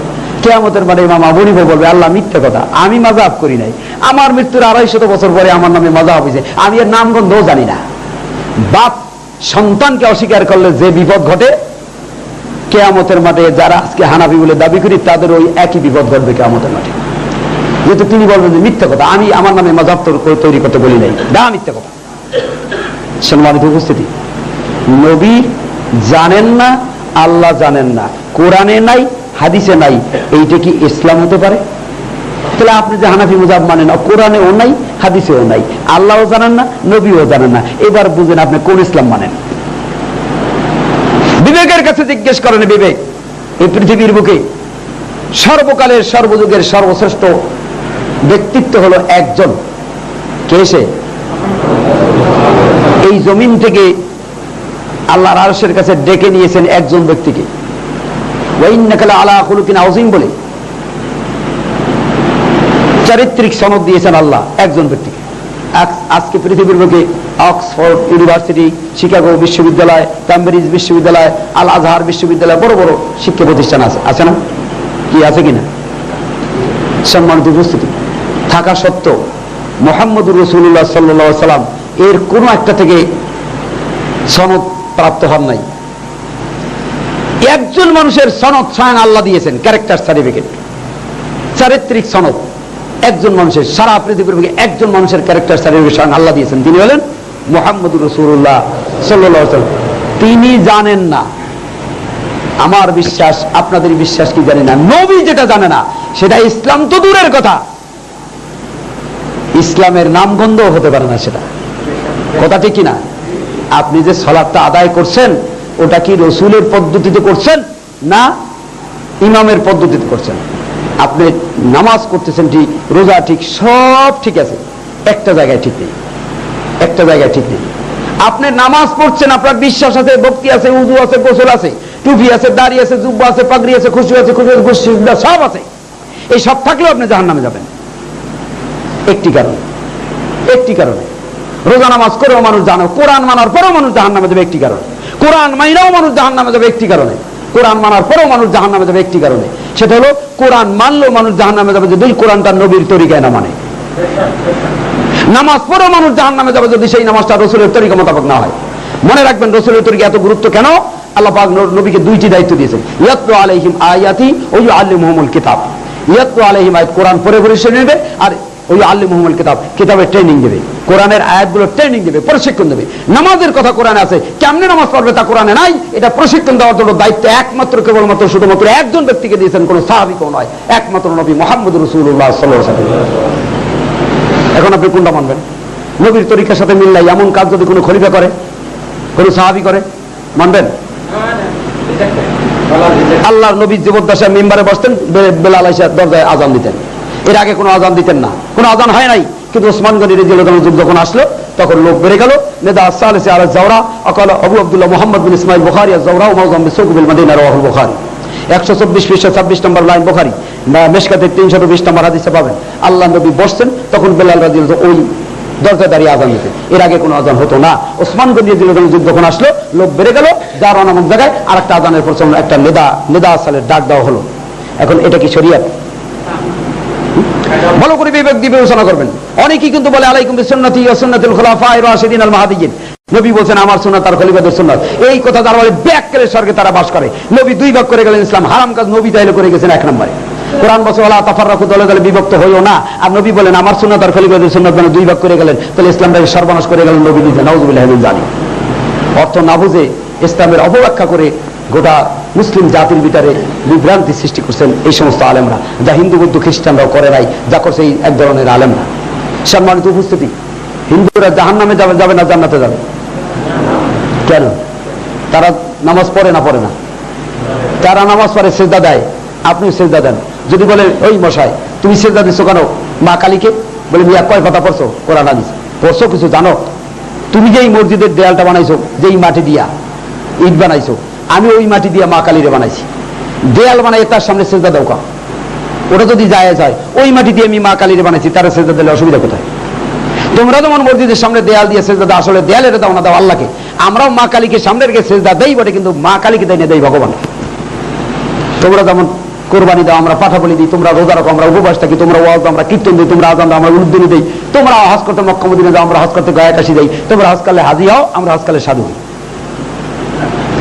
তবু তারা জাহান্নামে যাবে, কারণ মাত্র একটি, ইবাদত না করার অপরাধে তারা জাহান্নামে যাবে না, আল্লাহকে না মানার অপরাধে তারা জাহান্নামে যাবে না। আপনি বলছেন লা ইলাহা ইল্লাল্লাহ, ওরা বলছেন এক ব্রহ্ম দ্বিতীয় নাস্তি। আপনি বলছেন আশহাদু আল্লা ইলাহা ইল্লাল্লাহ ওয়া আন্না মুহাম্মাদুর রাসূলুল্লাহ, ওরা বলছে লা ইলাহা ইল্লাল্লাহ ফাযুদিদান মুহাম্মাদান। কোনো দিক দিয়ে ঠেকতে ঠেলতে পারবেন না। কিন্তু একটা জায়গায় ছেড়ে তাম দুনিয়ার সকল মানুষ, হিন্দু বৌদ্ধ খ্রিস্টান নাসারা মাজুসি ইহুদি যত দল আছে, সমস্ত মানুষ একটি ভুলের কারণে জাহান্নামে যাবে, আল্লাহকে না মানার অপরাধে নয়। একটি ভুলের কারণে, সেরেফ একটি ভুলের কারণে, সে ভুলটি হলো আল্লাহকে মেনেও জাহান্নামে যায়, সে ভুলটি হলো নবীর তরিকা মোতাবেক আল্লাহকে না মানা। আপনার ইবাদত বন্দেগী, চলা ফেরা, খাওয়া দাওয়া, ওঠা বসা, লেনদেন, মামলাত মাসাদ, ব্যবসা বাণিজ্য সব হবে একজন ব্যক্তির তরিকায়, একজন ব্যক্তির শেখানো পদ্ধতি, মুহাম্মদুর রাসূলুল্লাহ সাল্লাল্লাহু আলাইহি ওয়াসাল্লাম। সেই পদ্ধতিতে আপনার করতে হবে। এই পদ্ধতিতে না হওয়া পর্যন্ত, চাবি যেরকম তালার সাথে কাটায় কাটায় না মেলা পর্যন্ত চাবি খোলা যায়, তালা খোলা যায় না, ঠিক নবীর সুন্নাত, নবীর আমলের সাথে কাটায় কাটায় না মেলা পর্যন্ত আল্লাহর কসম জান্নাতের তালা খোলা যাবে না। ছেড়ে নবীর আমল। নবীর আমল কি দেখেন, অন্য দল বাদ, আল হাদিসের ভিতরে কত ভুল। আপনাকে জিজ্ঞেস করলো, ফতুয়া জিজ্ঞেস করলো যে কবরস্থানে গিয়ে দলবদ্ধভাবে দোয়া করা যাবে কিনা। আপনি ফতুয়া দিলেন হ্যাঁ কবরস্থানে দোয়া করা যাবে। দলিল মুসলিম শরীফের 313 নম্বর পৃষ্ঠা। আল্লাহ নবী একদিন রাত্রে উঠলেন, আয়েশা সিদ্দিকের পিছনে পিছনে গেলেন, যে দেখেন বাকি লোকের কাজ, যেটাকে এখন জান্নাতুল বাকি বলা হয়, ওখানে গিয়ে আল্লাহ নবী 3 বার হাত উঠিয়ে দোয়া করছেন। এই যে দলিল, আপনি দলিল দিলেন, মুসলিম শরীফে আছে, এটাও ঠিক, 313 পৃষ্ঠা আছে, এটাও ঠিক, আল্লাহ নবী দোয়া করছেন, এটাও ঠিক। কিন্তু আপনি যে একটা ব্যাককেল, আপনি একটা নির্বোধ, আপনি হাদিসের হও জানেন না, এটা আপনি খেয়াল করেন নাই। কেন? নবী এই কাজটা করছেন, এটা যদি নবীর তরিকায় করতে হয় তাহলে আল্লাহ নবী জীবনে একবার করছেন, আপনি জীবনে একবার পারবেন। নবী এই কাজটা গভীর রাত্রে করেছেন, আপনার করতে হলে গভীর রাত্রে করতে হবে, তাহলে নবীর তরিকা মোতাবেক হবে। নবী একা একই করছেন, আপনার একা একই করতে হবে, তাহলে নবীর তরিকা মোতাবেক হবে। নচেত নবীর তরিকা হবে না, অন্য কারো তরিকা হয়ে যাবে। কথা বুঝতে পেরেছেন? হাদিসে থাকলেই তো বলতে পারেন নবী একবার করলে সেটা সারা জীবনের জন্য সুন্নাত হয়ে যায়। আপনিও বোকার স্বর্গে বাস করছেন, 2292 নম্বর হাদিস বুখারীতে খুলুন, নবী জীবনে একবার দাঁড়িয়ে প্রস্রাব করছেন, তাহলে আপনিও সারা জীবন দাঁড়িয়ে প্রস্রাব করবেন? নবী জীবনে একবার করলে যদি সারা জীবনের জন্য সুন্নাত হয়, এটা হচ্ছে ব্যাককেল মৌলবী আর দুনিয়ার বুকে নাই। নবী একবার যদি করলে সেটা সারা জীবনের জন্য বৈধ হয় জিনা, তাহলে আপনিও সারা জীবন যে কোনো জায়গায় যে কোনো অবস্থায় দাঁড়িয়ে প্রস্রাব করতে পারতেন, যেহেতু হবে না। নবী যে অবস্থার পরিপ্রেক্ষিতে দাঁড়িয়ে প্রস্রাব করেছেন, সেই অবস্থা না হওয়া পর্যন্ত আপনি দাঁড়িয়ে প্রস্রাব করতে পারবেন না। ঠিক দোয়াটার ব্যাপারও নবী যে অবস্থায় দোয়া করেছেন, আপনার সেই অবস্থা করতে হবে, তাহলে নবীর সুন্নাত তরিকা মোতাবেক হবে। নবী যে অবস্থায় সালাত আদায় করছেন, আপনারও সেই অবস্থায় হতে হবে। এর ব্যতিক্রম হলে অন্য কিছু হয়ে যাবে, তা চাবির কাটা একটা কম হবে অথবা বাড়তি হবে, তালা কিন্তু খুলবে না। এত সোজা নয়। এই জন্য নবীর তরিকা কোনটা, নবীর তরিকা কোনটা নয়। হিন্দুরা জাহান্নামে যাবে শুধু নবীর তরিকা মোতাবেক ইবাদত না করার কারণে, ইবাদত না করার কারণে নয়, নবীর তরিকা মোতাবেক না করে তারা শ্রীকৃষ্ণের তরিকায় করে, এই জন্য জাহান্নামে যাবে। যেহেতু শ্রীকৃষ্ণের তরিকার সাথে নবীর তরিকার মিল নাই। ভালো করে শুনুন, কোন হিন্দু যদি শ্রীকৃষ্ণের তরিকায় আমল করার কারণে জাহান্নামে যায়, আপনিও কোনো ইমামের তরিকা মানলে ওই একই অপরাধে জাহান্নামে যাবেন। শ্রীকৃষ্ণ একজন মানুষ, ইমামও একজন মানুষ। শ্রীকৃষ্ণ আমলের সাথে মিল না থাকলে যে অপরাধ, ইমামের আমলের সাথে না মিললে সেই একই অপরাধে জাহান্নামে যাবেন। নাম পাল্টাইয়া খাওয়া, একটা হলো বকশিস আর একটা হলো ঘুষ, নাম পাল্টাই খেলেন। ওরা শ্রীকৃষ্ণের নাম দিয়ে শিরিক করতেছে, আর আপনি ইমামের নাম দিয়ে, পীরের নাম দিয়ে শিরিক করতেছেন। ওরা কি করতেছে? মাটির দিয়া আকৃতি বানাইয়া সামনে রেখে পূজা করতেছে, আর আপনি মাটির ভিতরে রেখে কবরের উপরে পূজা করতেছেন। পার্থক্য নেই, এত সোজা না। এই জন্য ওয়াত্তাখিযু বাইনা যালিকা সাবিলা উলাইকা হুমুল কাফিরুনা হাক্কা। যারা আল্লাহকে বিশ্বাস করে, নবীকে বিশ্বাস করে, কিন্তু আমল করে অন্য তরিকায়, আল্লাহ বলেন এরা সলিড কাফের। আপনিও আপনার সৌভাগ্য থাকলে আপনি এরকম সলিড কাফের হতে পারেন, যদি নাকি আপনি ইবাদতটা একটু অন্য কারো তরিকায় করেন। যদি আপনি নামাজটা রসুলের তরিকায় না পড়ে ফেকার তরিকায় পড়েন, আপনার পীরের তরিকায় পড়েন, আপনার ইমামের তরিকায় পড়েন, সহিহ হাদিস মোতাবেক করলেন না। সহিহ হাদিস মোতাবেক যদি কোনো সাহাবীরাও না আমল না করে, ওটাও গ্রহণযোগ্য নয়। যুগে রফুল ইয়াদাইনের 4 নম্বর পৃষ্ঠে একটি হাদিস আছে। আব্দুল্লাহ বিন ওমর তিনি বিতিরের নামাজে রুকুর পরে এরকম হাত তুলে দোয়া করতেন। হাদিসটি সহিহ এবং মুত্তাসিল, হাদিসটি সহিহ এবং মুত্তাসিল, তবুও মানা যাবে না। হাদিস সহিহ হলেও মানা যাবে না। কেন মানা যাবে না? এই কারণ যে ব্যক্তি জানে না, সেই ব্যক্তির জন্য হাদিসের কথা বলা দুরূস্ত নেই। সহিহ তবু মানা যাবে না। হাদিস মানার জন্য 3টি শর্ত। কয়টি? সহিহ, মরফু, মুত্তাসিল। সহিহ, মরফু, মুত্তাসিল, এই 3টি শর্ত যেই হাদিসের মধ্যে পাওয়া যাবে না, সেই হাদিস হাদিস নয়। এই জুজে রফুল ইয়াদাইনের এই যে 4 নম্বর পৃষ্ঠে যে হাদিসটি হাত উঠায়, এটা সহিহ এবং মুত্তাসিল, কিন্তু মারফু নয়। এর সনদ রসুল পর্যন্ত পৌঁছে নাই। এটা রসুলের আমল না। বুখারী মুসলিমে এর বিপক্ষে হাত বাঁধা অবস্থায় দোয়া কুনুত পড়তে হবে, রসুলের থেকে প্রমাণিত আছে। এই জন্য ওটা সহিহ হলেও মানা যাবে না। হাদিস সহিহ হইলেও মানা যায় না, বুখারী শরীফের মধ্যে থাকলেও মানা যায় না। যেমন দাঁড়িয়ে প্রস্রাব রসুল করেছেন, তাই বলে যে কোনো জায়গায় যে কোনো সময় দাঁড়িয়ে প্রস্রাব করতে পারবে না। তাই হাদিসের প্রেক্ষাপট, হাদিসের উসুল, হাদিসের অগ্রপশ্চাৎ না জেনে হাদিসের ওয়াজ করা, হাদিসের কথা বলা, এটা ঠিক নয়। যাতে তাতে মানুষ গোমরাহ হওয়ার সম্ভাবনাই বেশি রয়েছে। সম্মানিত উপস্থিতি, আল্লাহ নবীর জীবদ্দশায় মাযহাব ছিল না, আপনি মাযহাব মানছেন। আল্লাহর নবীর তরিকা মোতাবেক আপনি আমল করছেন না, আপনি ইমাম আবু হানিফার তরিকায় আমল করছেন। আপনি যে সুন্নত মানছেন, আপনার পীরের তরিকায় মানছেন। আপনি কম্পেয়ার করে দেখেন না, জাস্টিফিকেশন করে দেখেন না, যাচাই বাছাই করে দেখেন না, হাদিসের সাথে দাগ খতিয়ান মিলিয়ে দেখেন নাই। আপনার আমল যদি কোনো হুজুরের সাথে, ইমামের সাথে, পীরের সাথে মিলে যায়, তাহলে এই আয়াতের ভিত্তিতে ওয়াত্তাখিযু বাইনা যালিকা সাবিলা হয়ে যায়। অর্থাৎ আপনি মুখে আল্লাহকে মানেন, মুখে নবীকে মানেন, কিন্তু কাজ করেন আলাদা পদ্ধতিতে। আর এই আলাদা পদ্ধতিতে যদি আপনি কাজ করেন, উলাইকা হুমুল কাফিরুনা হাক্কা, আপনি আল্লাহর দৃষ্টিতে পাক্কা একেবারে সলিড কাফের। মানুষের দৃষ্টিতে আপনি পীর আনে পীর দস্তগীর, কিন্তু আল্লাহর দৃষ্টিতে আপনি একেবারে সলিড কাফের। সম্মানিত উপস্থিতি, কোনটা হক, কোনটা বাতিল, কোনটা সত্য, কোনটা মিথ্যা, এটা বোঝার মতো জ্ঞান আল্লাহ আপনাকে দিয়েছেন। এই মুহূর্তে এখন বর্তমান পৃথিবীতে আমাদের ঈমান নিয়ে টিকে থাকতে হলে কোনো হুজুরের কথা মানা যাবে না। বিনা দলিলে, বিনা প্রমাণে, বিনা সাক্ষীতে, বিনা কোটেশনে, বিনা রেফারেন্সে কোনো আলেমের কথা মানা যাবে না। জিবরাইল ফেরেশতা বললেও মানা যাবে না, যতক্ষণ পর্যন্ত সে আমলটা নবীর ভিতরে পাওয়া না যাবে। নবী ছাড়া পৃথিবীর কোন ব্যক্তির ভিতরে আমল থাকলে ওটা মুসলমানদের আমল নয়। কোন ইমাম করলো আর না করলো ওটা আমার দেখার বিষয় নয়। কোন পীর পানি দিয়ে ভেসে গেল আর বাতাস দিয়ে উড়ে গেল ওটা আমার দেখার বিষয় নয়। সে কি হয়েছে না হয়েছে ওটাও আমার দেখার বিষয় নয়। সে মুখ দিয়ে ফুঁক দিলে রোগ ভালো হয়ে যায়, ওটাও আমার দেখার বিষয় নয়। আমার দেখার বিষয় সির্ফ একটা, সেটা হলো আমার নবী এটা বলছেন কিনা, আমার নবী এটা করছেন কিনা, আমার নবী এটা করতে বলছেন কিনা। এই 3টির ভিতরে থাকতে হবে। এর বাহিরে যদি আপনার কোনো আমল চলে যায়, তাহলে আপনি কিন্তু উলাইকা হুমুল কাফিরুনা হাক্কার পর্যায়ে পড়ে যাবেন, সলিড কাফেরের অন্তর্ভুক্ত হয়ে যাবেন। সবচেয়ে আফসোস হবে কিয়ামতের মাঠে, এত ভালো মনে করে টুপি মাথায় দিলেন, দাড়ি রাখলেন, জুব্বা গায়ে দিলেন, একের কপালে দাগ ফেলাইলেন, আর কিয়ামতের মাঠে যদি আল্লাহ সলিড কাফের বলে একের জাহান্নামের মধ্যে নিক্ষেপ করে, এই দুঃখ রাখার আর জায়গা থাকবে না। সেদিন অত্যন্ত পরিতাপের বিষয় হবে।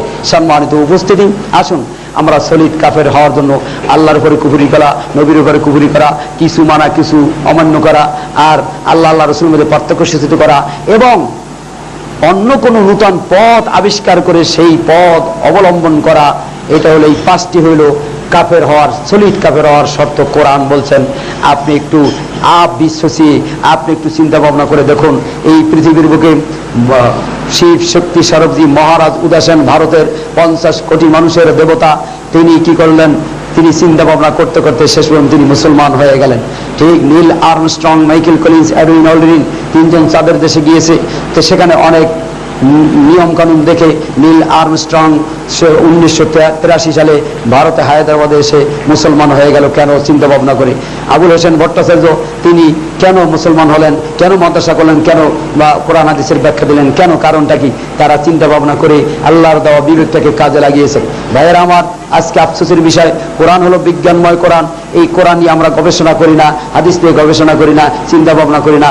বিজেপিরা কোরআন হাদিস গবেষণা করে করে অনেক ঊর্ধ্বে চলে গিয়েছেন, কিন্তু আমরা শুধু ফতুয়া দেওয়ার বেলায় আছি, কিন্তু নিজের বেলায় ভুলে থাকি। আতা'মুরুনান নাসা বিল বিররি ওয়া তানসাউনা আনফুসাকুম, মানুষদেরকে নসিহতের বেলায় তোমরা খুব পারদর্শী, কিন্তু নিজের বেলায় ভুলে থাকো। আমি বিশেষ করে আহলে হাদিস ভাইদেরকে বলবো, আমরা যেন সেই নসিহত না করি যে নসিহত আমার নিজের মধ্যে নাই। মনে রাখবেন, কোনো সাইনবোর্ডের নাম আহলে হাদিস নয়, নাম লেখলেই সে আহলে হাদিস হতে পারে না। সমস্ত হাদিসের উপরে আমল করবেন, কোন রকমের সার নাই, কোন রকমের কনসিডার নাই। কনসিডার আছে 3টি কারণে। কয়টি কারণে? অ্যাকচুয়ালি আপনি জানেন না, আল্লাহ আপনাকে মাফ করে দেবেন। দলিল সূরা বনী ইসরাঈলের 15 নম্বর আয়াত, আমা কুন্না মুআযিবিনা হাত্তা নাবআসা রাসূলা, যতক্ষণ পর্যন্ত তার কাছে সঠিক তথ্য না পৌঁছবে ততক্ষণ পর্যন্ত ভুল করলো আমি তাকে শাস্তি দিব না। লা ইউকাল্লিফুল্লাহু নাফসান ইল্লা উসআহা, মানুষের সাধ্যের অতিরিক্ত বোঝা চাপিয়ে দেন না আল্লাহ। যেটা আপনি পারেন না, পারতেছেন না, শরীরে কুলায় না, স্বাস্থ্য কুলায় না, এটা আল্লাহ মাফ করে দেবেন। 3 নম্বরে যে আপনার ভুল হয়ে গেছে, অজানা সত্ত্বে ভুল হয়ে গেছে, ওটা আল্লাহ মাফ করবেন। কিন্তু জানার পরে আপনি কি দিয়ে ভুল করবেন? কেন? আপনি জানলেন বুকে হাত বেঁধে নামাজ পড়তে হবে, এটা বড় ইমাম আবু হানিফা করলো, 4 ইমামই করলো, মুহাদ্দিসরা করলো, বড় হাদিস বুখারী তাতে আসলো, বড় নবী আমাদের নবী তাতে আসলো, বড় পীর আব্দুল কাদের জিলানী তার কিতাবে লেখা তিনিও এটা করছেন, বড় মসজিদ বাইতুল্লাহ শরীফ সেখানে এটা আছে। এইগুলো সব বাদ দিয়ে আপনি কেন অন্যটা করতে যাবেন যেটার সাথে বড় সম্পর্ক নাই, সঠিকের সম্পর্ক নাই? সেইটা আপনি কেন করবেন? একটু বিবেকের কাছে বিবেচনা করবেন যে আমি যে সালাত আদায় করছি, বন্ধুরা আমার, বাবাজির আমার, আমি কিন্তু 1985 সাল পর্যন্ত ওই নাবিন নিসা আদমানদার পার্টিতে ছিলাম। 1985 সাল পর্যন্ত বড় মাদ্রাসায় লেখাপড়া করেছি, চাঁদপুর জাফরাবাদ কাসিমুল উলুম টাইটেল মাদ্রাসা, বিরাট মাদ্রাসা, বড় বড় মুহাদ্দিস, 14 বছর 16 বছর বুখারী শরীফ পড়ে, এত বড় বড় মুহাদ্দিস। কিন্তু এত কিছু বুখারী পড়ার পরও, পড়ানোর পরও, পড়ার পরও, বোঝার পরও, বোঝানোর পরও ভুলের মধ্যে ছিলাম। এই আব্দুর রউফ সাহেবের সাথে 4.5 ঘন্টা বাহাস হয়েছে আমার সাথে। আমি একটা আমার জিজ্ঞেস করে মুখস্থ যা আছে তাই বলি, আর ওনাকে বলি আর পট করে হাদিস বের করে খুলে দেখায়। শেষ পর্যন্ত আমাকে একটা কথা বলছিলেন যে আপনার কাছে সিয়াসত হাদিস মেশকাত সব আছে, আপনি একটা সত্য কথা বলবেন। বলে কি? বলে আপনি কি এইগুলা পড়ছেন পাশ করার উদ্দেশ্যে না আমল করার উদ্দেশ্যে? আমি বলি পাশ করার উদ্দেশ্যে। সঠিক কথা বলছেন। এখন থেকে ওই কিতাবগুলো আমল করার উদ্দেশ্যে শুরু থেকে শেষ পর্যন্ত আবার শুরু করেন পড়া, তো ওর মধ্যে পেয়ে যাবেন, আমাদের কাছে আসা লাগবে না। এই কথাটা আমার খুব কাজে লাগছে যে আমার কিতাব আমাকে পড়তে বলছে, অসুবিধাটা কোথায়? আমি কিন্তু এরপরে ওই কিতাব আবার শুরু থেকে শেষ পর্যন্ত পড়ছি। কেন জানেন? আহলে হাদিস হওয়ার জন্য নয়, শুধু আমার হানাফি মাযহাব টিকিয়ে রাখার জন্য। কি হানাফি মাযহাব নাই তার মানে? আবার কিতাবের শুরু থেকে শেষ পড়া শুরু করেছি আমার নিজের দলকে টিকিয়ে রাখার জন্য। আল্লাহর কসম করে বলি, শুরু থেকে শেষ পর্যন্ত ভালো করে তাহকিক তারকিব করে পড়েছি, কিন্তু ওর মধ্যে হানাফি মাযহাবের অস্তিত্ব পাই নাই, যার কারণে ছেড়ে দিতে বাধ্য হয়েছি। বলেছি যে আমি হাত উপরে বাঁধলাম, যদি কোনো ব্যক্তি কোনোদিন সহিহ মুত্তাসিল হাদিস দিয়ে হাত নামাইতে পারে, 100 বার নামাইতে রাজি। এই বহু 1985 সাল থেকে আহলে হাদিসের জন্ম আমার, এই আজ পর্যন্ত আজও পর্যন্ত কেউ হাত হাদিস দিয়ে গায়ের জোরে নামানোর চেষ্টা করছে অনেকেই, লাঠির জোরে নামানোর চেষ্টা করছে অনেকেই, কিন্তু হাদিস দিয়ে নামাইতে পারে নাই। আমার বিশ্বাস আবার যদি নবী আসে, আবার যদি কোরআন নাজিল হয়, সেই দিন পারবে আমাদের আমল পাল্টাইতে, এর আগে পারবে না। এর আগে দলের জোরে মনোবল, জনবল, অর্থ বলে অনেক কিছু করতে পারবে, কিন্তু হাদিসের বলতে ইনশাআল্লাহ পারবে না। বিশ্বাস করেন কিনা জানি না, গত বছর কিশোরগঞ্জে এক মাহফিলে গেছি, তো এই মাহফিল ওখানে আহলে হাদিস কম, একদল হুজুরের আসছে আমাকে ধরা করার জন্য। ওর মধ্যে একজন হলো মুহাদ্দিস, মানে আলেম পয়দা করে, যিনি আলেম জন্ম দেয়, এইরকম একজন আসছে। এখন আইসে কথাবার্তা হতে হতে তা আমি বলছি, হুজুর একটা সত্য কথা বলবো, বলেন। এরকম সামনাসামনি যে আপনার ওই দুইটা চোখ দিয়ে জীবনে কোনোদিন হাদিসের পাতায় নাভির নিচে হাত বান্ধার কথা দেখছেন? সত্য কথা বলেন। সব আলেমরা চাইরিস, আপনার ওই দুইটা চোখ দিয়ে জীবনে কোনোদিন দেখছেন? কতক্ষণ করে কয় না আমি দেখি নাই, সবাই দেশে আইসা। তা আমি বললাম যে আপনি আলেম পয়দা করেন, জন্মদান, আপনি যদি চোখে দেখে না থাকেন তাহলে অন্য আলেমরা যারা আপনার ছাত্র তারা পাবে কোথায়? এটা এখন ওঠার জন্য ব্যস্ত হয়ে গেছে, তাড়াতাড়ি কেমনে যাবে, আর বসলই না, চলে গেল। ভাইরা আমার, আল্লাহর কসম, কিয়ামতের মাঠে আপনার আমল মিলন হবে রসুলের আমলের সাথে, কোনো ইমামের আমলের সাথে না, আমার আমলের সাথেও নয়। রসুলের আমল পাবেন কোথায়? সহিহ, মারফু এবং মুত্তাসিল হাদিসের মধ্যে। সবচেয়ে বড় হাদিসে কি নামাজ আছে, আর এরা করে কি দেখেন, খুলে দেখেন, এর মধ্যে লেখা কি আর করে কয় হবে কি? অন্য হাদিসে তো আছে। তো বুঝলাম আসাফুল কুতুবে বাদা কিতাবিল্লাহ সহিহুল বুখারী, পৃথিবীর বুকে কোরআনের পরে যে সবচেয়ে বিশুদ্ধ হাদিস ছিল বুখারী শরীফ। এটা তোমরাও বলো, আমরাও বলি। সেই বুখারীর মধ্যে নামাজ আছে না নাই? সেই বুখারীর মধ্যে নামাজ আছে, কিন্তু তোমার বাপদাদার কালে নামাজ কেন বুখারীতে নাই? বড় উত্তর। তখন বল না ওটাও তো হাদিস, তখন আর বুখারীর মান নাই, তখন বুখারীর মান করবে। দেখো বুখারী, তোর বুখারী সব কিছু বাদ দে, বুখারী লইছে। এত আলেম ওলামা তারা কি বুঝে নাই? বুখারীর চাইতে আলেম বড়, তাদের কাছে বুখারীর চাইতে ইমাম বড়, তাদের কাছে বুখারী মুসলিমের চাইতে হুজুর বড়। যাদের কাছে হাদিসের চাইতে হুজুর বড় হবে তারাই হলো মুশরিক, তারাই হলো কাফের। এদের ধারে কাছেও যাবেন না, কোশ্চিন গেল সঠিক ফতোয়া পাবেন না। যেই ব্যক্তির দাঁতে ময়লা, ওই ব্যক্তির মাজন নিয়ে দাঁত পরিষ্কার হবে বিশ্বাস করা যায় না। যেই মৌলবী দাড়ি খাটো রাখে, জীবনে কোনোদিন তার কাছে দাড়ির সঠিক ফতোয়া পাওয়া যাবে না। যেই মৌলবী গুল খায়, জর্দা খায়, ওই ব্যক্তির কাছে তামাকের সঠিক ফতোয়া পাওয়া যাবে না। অর্থাৎ যেই মৌলবী ভুল নামাজ পড়ে, ওর কাছে জীবনে কোনোদিন সঠিক নামাজের ফতোয়া পাওয়া যাবে না। আল্লাহ রাব্বুল আলামিন আমাদের সকলকে বুঝার, জানা এবং সঠিক তথ্য এবং তথ্য উপলব্ধি করে সেই অনুযায়ী আমল করে দুনিয়া থেকে বিদায় নেওয়ার তৌফিক এনায়েত করুন। আমিন। আকুলু কওলি হাযা আস্তাগফিরুল্লাহ লি ওয়া লাকুম ওয়া লিসাইরিল মুসলিমিন। বারাকাল্লাহু লানা ওয়া লাকুম ফিল কুরআনিল আযীম।